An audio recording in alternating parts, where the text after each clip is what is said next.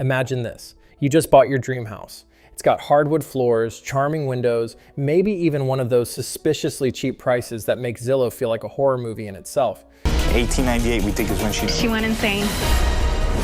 She's a sociopath, period. You're excited, you're hopeful, you're unpacking boxes. And then a woman walks through your hallway, stares into the corner of your ceiling and says, completely deadpan, "There's a shadow figure here. He's not happy. This was my biggest beating." About a year ago, and that's when all hell broke loose.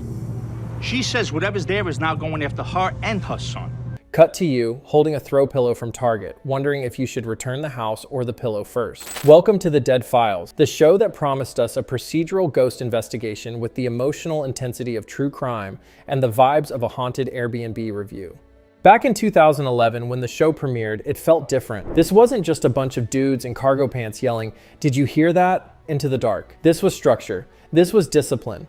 I really don't like when these things mess with kids, so I hope Amy and I can help. A psychic medium doing a walkthrough with zero prior knowledge. A former homicide detective digging through historical records like he's solving a cold case, except the suspect is dead. Again. It felt serious, it felt methodical, it felt, dare I say, almost responsible. But somewhere between season 1 and season 15, between 244 episodes and countless malevolent entities, something shifted. And the question is no longer, is this house haunted? It's, when did this show become haunted? Like it was paradise to you. No, not anymore. It's horrible. Something's here, it doesn't want us here. By its own formula.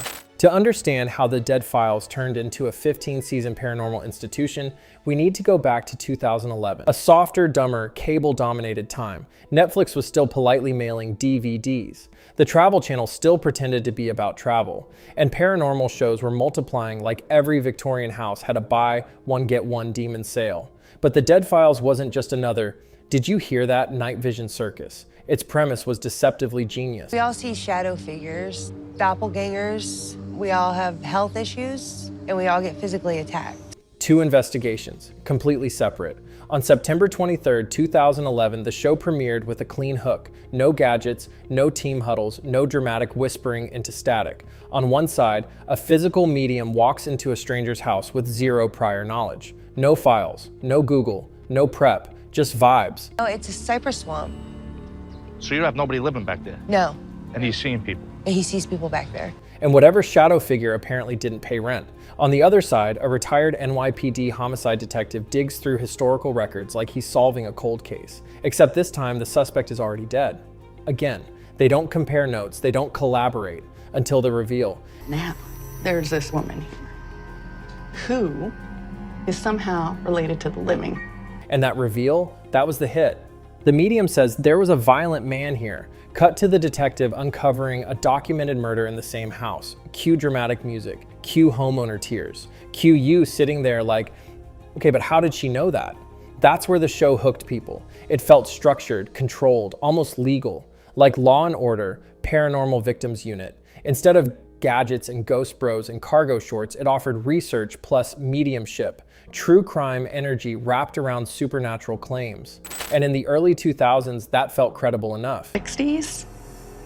I think she had cancer. I think that's what she died from. Any idea when? Because that era loved authenticity theater. Reality TV had cracked the formula. Blend emotional testimony, real historical documents, dramatic pacing, and just enough seriousness to make doubt feel rude. You weren't just watching ghosts, you were watching corroboration. Over time, the show stretched into 15 seasons and 244 episodes. That's not niche, that's cable longevity. That's comfort viewing with a side of existential dread. For a while, it worked beautifully. And I think they're related. She's like showing up in dreams. They hear her talking, they hear her crying. It wasn't chaos, it wasn't camp, it was structure. It was validation. It was the fantasy that somewhere between archives and apparitions, the truth might actually line up. And as long as the reveals kept landing, nobody asked too many questions. But structure is a dangerous thing, because once you trust it, you stop checking it, and that's where the cracks begin. At first, the formula felt bulletproof. Medium walks in. Wow. That is a very big resemblance. Detective researches, emotional reveal, roll credits. It was clean. elegant, reassuring. But here's the problem with bulletproof formulas. If you fire the same bullet 244 times, eventually you start noticing it's the same gun. Yes.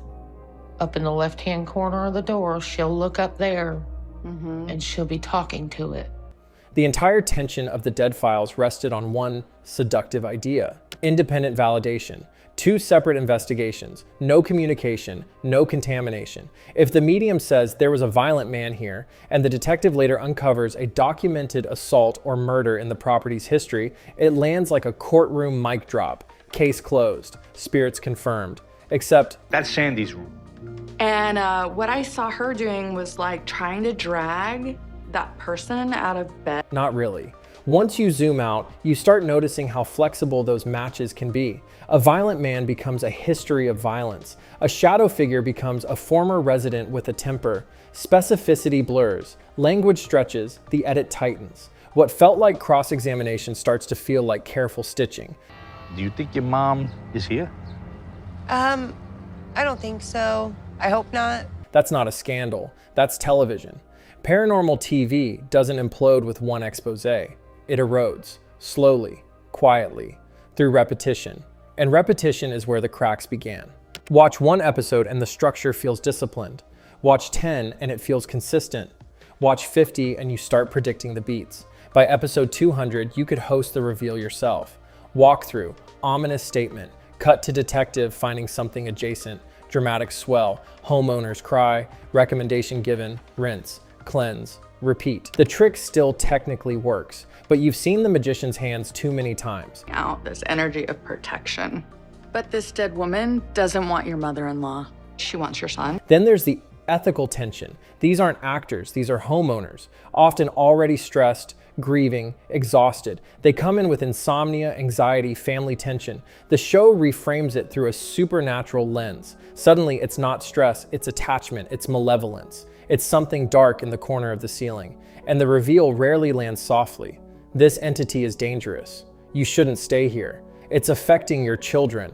That's heavy. That's psychologically nuclear, not scandalous, but complicated. Because when you present supernatural claims with documentary seriousness, archive footage, official sounding conclusions, dramatic lighting, you borrow the authority of evidence without submitting to evidence. It looks forensic. Like she wants to pop him.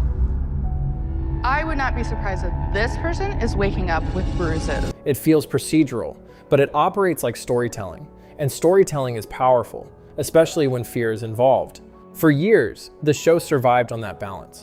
Believers felt validated. Skeptics felt intrigued enough not to roll their eyes. The formula had gravity. It felt controlled, but culture changed. By the late 2000s, audiences weren't just watching, they were dissecting. Reddit threads paused episodes frame by frame. TikTok clips isolated dramatic lines and turned them into punchlines. There's a dark entity here, stopped sounding terrifying and started sounding like something you'd say about your Wi-Fi router. The internet is brutal to repetition, and repetition was everywhere. Every season escalated. Every case felt darker, more violent history, more malevolent spirits. When every entity is dangerous, danger loses meaning. Escalation becomes background noise. What's going on? Oh my God. Meanwhile, the ecosystem shifted. Cable wasn't king anymore, streaming was. In 2022, the show adopted same-day streaming alongside cable broadcast. On paper, that's evolution. In reality, it often signals contraction. When networks say you can stream it too, what they're quietly admitting is that fewer people are watching it live. Then came the emotional rupture, season 15. In April and June of 2023, it was announced that the long-standing medium would depart, with her final episode airing June 29th, 2023. That's tectonic. In paranormal television, the medium isn't just a host. She's the engine, the credibility anchor, the face of the unexplained. Shortly after, on July 5th, 2023, she described the experience publicly as weird, emotional, and draining, and said she felt overwhelmed. Pause on that. A show built on confronting darkness and trauma suddenly has its central figure describing the process as emotionally exhausting. Point where people are being ran out of here, attacked, scratched, pushed, touched. Customers are leaving, not coming back. Not scandalous, but revealing. For years, skeptics asked about the psychological toll of performing this work repeatedly on camera. Now the answers seem to echo from the inside. The show resumed in September 2023 with the new medium stepping in. Fresh energy, same structure. Some fans embraced it, others felt the rupture immediately.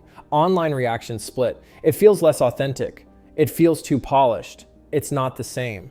And beneath that floated the uncomfortable question: if the formula works the same regardless of who delivers the visions, what exactly was being validated? When belief-based television becomes interchangeable at the casting level, something fragile breaks. The premise depends on uniqueness, intuition, individual sensitivity, not plug-and-play mysticism. It's always practicing like not good magic, and this thing, they like came together. At the same time, third-party aggregations showed noticeable declines in linear viewership between late 2023 and early 2024. Cable declines across the board, yes, but niche unscripted formats feel it harder. Smaller audiences mean tighter budgets. Tighter budgets mean safer episodes. Safer episodes mean less risk, and risk is oxygen for mystery. By March 2026, public listings still stopped at season 15. No explosive cancellation headline, no dramatic network statement, just silence, which might be the most ironic ending possible. For a show about unseen forces, its golden era didn't end with a bang. No demon dragged it into oblivion. No expose ripped away the curtain. It drifted. Through fatigue, through repetition, through platform shifts, through an audience that got better at spotting patterns. The shark wasn't jumped in one chaotic leap. It was passed slowly, episode by episode, reveal by reveal, until the structure that once felt rigorous started to feel rehearsed. Whoever the this is, definitely didn't want me to come here and find this out. And once mystery becomes predictable, it stops being mystery. It becomes a template. And templates don't feel haunted, they feel produced. So where does that leave the Dead Files now? In its current state, the show doesn't feel dangerous. It doesn't feel controversial. It doesn't even feel mysterious. It feels optimized. Optimized for cable blocks. Optimized for streaming libraries. Optimized for background noise while you scroll your phone. And that's the problem, because this format was built on tension, on uncertainty, on the thrilling possibility that two completely separate investigations might collide in a way that feels impossible to explain. We want shock, we want goosebumps, we want that, wait, how did she know that moment? What we get now is rhythm, predictable rhythm. Walkthrough, ominous statement, cut to detective finding a vaguely adjacent historical tragedy, dramatic music swell, homeowners cry, recommendation given, cleanse, fade out, repeat.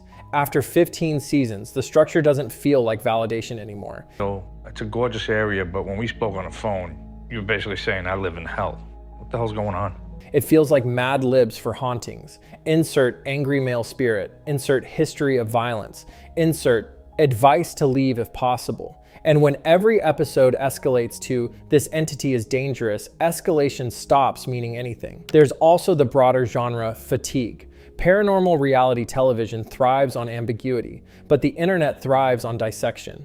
Viewers now freeze frame, fact check, and meme everything. When a dramatic line gets clipped and shared out of context, it becomes punchline material. The serious tone that once protected the show now makes it vulnerable to irony. And then there's the cable to streaming limbo. The show attempted to bridge linear broadcast with same-day streaming, but that transition often signals contraction rather than expansion. Declining linear audiences in late 2023 into 2024 reinforced that sense of shrinkage. I think that she, maybe like had a sudden death. It's not that people suddenly stopped believing in ghosts. It's that the format stopped evolving. The cast change could have been a reinvention moment.